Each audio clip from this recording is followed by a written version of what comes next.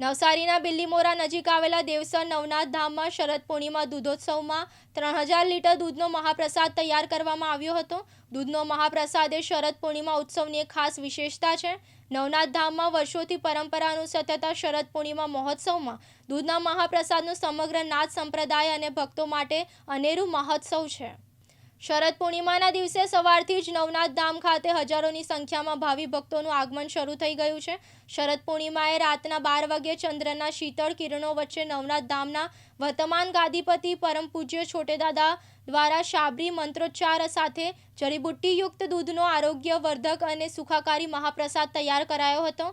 આ દૂધનો મહાપ્રસાદ ગ્રહણ કરવાથી અનેક પ્રકારના અસાધારણ રોગો અને કષ્ટો દૂર થયાના અનુભવો હજારો ભક્તોએ અનુભવ્યો છે.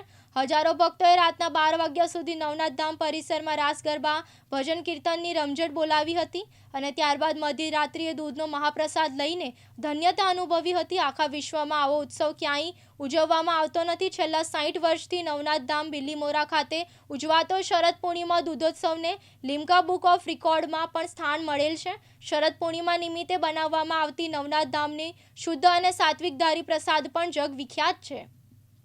હેમંત પટેલ, દિવ્યાંગ ન્યૂઝ, બિલ્લીમોરા, નવસારી.